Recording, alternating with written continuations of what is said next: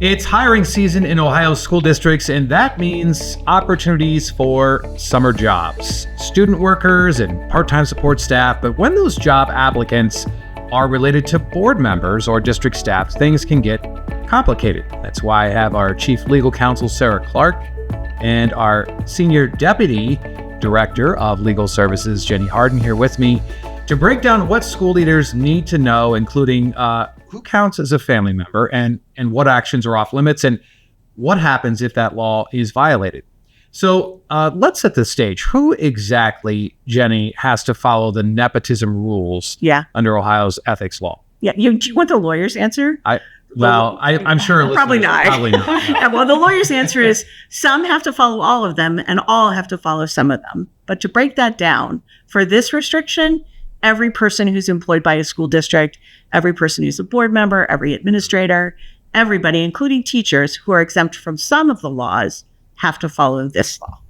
So, Sara, is it flat out illegal for two family members to work for the same school district?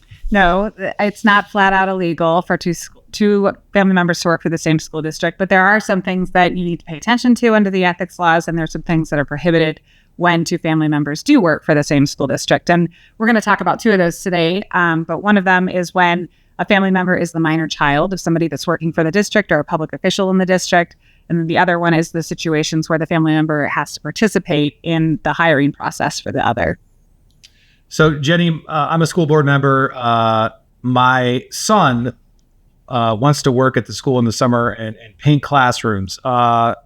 Is that off limits under the ethics law? Okay, so first of all, painting classrooms, cool summer job. I did it. Does he want to do it though? Of course, they all want to do it. So it's a really great question. The flat out answer is school board members, public officials, school district officials, and employees can't hire their family members. Their family members, as Sara said, may be able to hire for the district. We'll talk about minors later, but nobody can hire a family member. So who do we mean when we say family member? We're talking about parents and grandparents, children and grandchildren, including stepchildren, and then a spouse or a sibling, no matter where any of those folks live, and then anyone else who's related to the official by blood or by marriage. And because the Ethics Commission likes to throw things out there, they recently added domestic partners to the list of family members. So when the law says domestic partner, as you say, what does that exactly mean, Sara? Is it more than just someone living in the same house? Yeah, and Jenny mentioned that they threw out an opinion this summer, so that's a great place to look for the official definition. And in that opinion, they talk about the fact that a public official's domestic partner is a person who lives with the public official or employee in a common law marital relationship, or who is otherwise who is otherwise cohabitating with the public official or employee. So would a roommate count? Yeah, the answer is no. They specifically talk about that in the opinion, and they say that a person who lives with the public official or employee as a roommate but doesn't have a romantic relationship or one of those additional things that we just talked about with the public official or employee is not going to qualify as that public official or employee's domestic partner. Jenny, what kinds of actions are board members specifically barred from taking when a family member is job hopping? Anything that would be either authorization of the contract or use of their position to secure approval of the contract. So the Ethics Commission did a recent newsletter, and they gave some examples of specific things that public officials and employees can't do. Applying those to district officials and employees. For example, a board member can't call a superintendent or someone else involved in hiring, recommending a family member or saying, hey, please hire my kid so I get him out of my house. They can't directly direct someone in the district to hire their child or their other family member. They can't vote on stipends or other payments for a family member. Even if the hire's already been done, now we're approving the payment, can't do that either. And they can't even write a letter of recommendation for a family member to a district official or employee.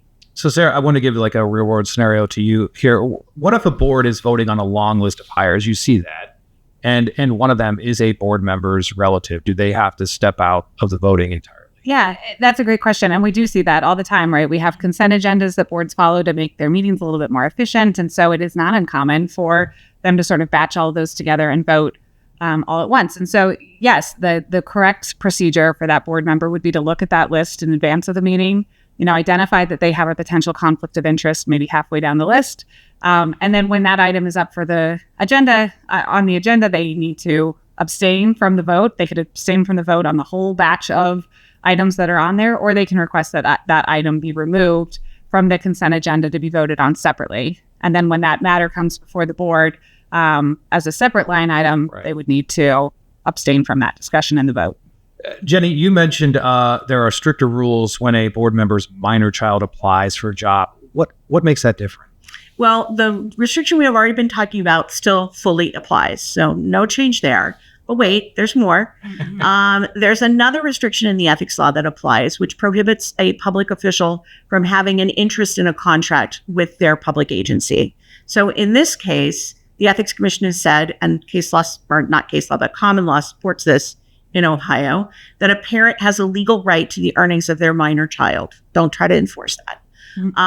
But as a result, if I am a board member or a district employee and my minor child is working for a district, I now have an unlawful interest in a district contract.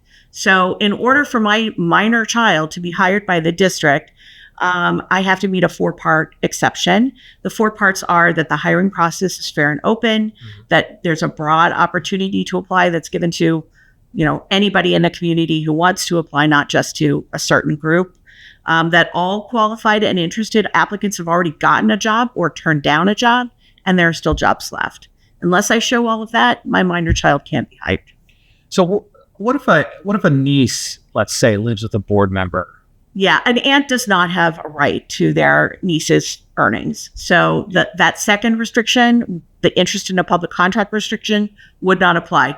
Aunt still can't use her position to get her niece a job.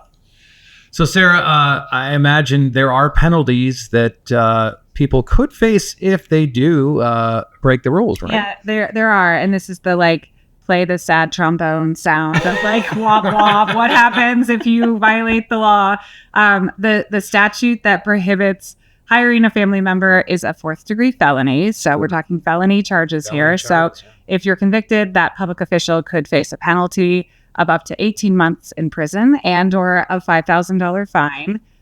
The second statute that we talked about a little bit ago about having an interest in a district contract is violating that is a 1st-degree misdemeanor. And if somebody is convicted of that, the maximum penalty is 6 months in jail and a $1,000 criminal fine. One of the other, I think, considerations with this too is that the action that you're taking on these contracts is actually going to be void and unenforceable. So you went through all of this, and the underlying contract that you tried to put in place is actually not going to be enforceable by the district if you violate these laws as well. So practical implications, and then obviously some criminal sanctions as well. So don't do it. Don't do it. And I know your team is here all the time for our members. And how can they get a hold of you? They can call the hotline, which is 855 OSBA law. Can't translate that into numbers, but easy to remember.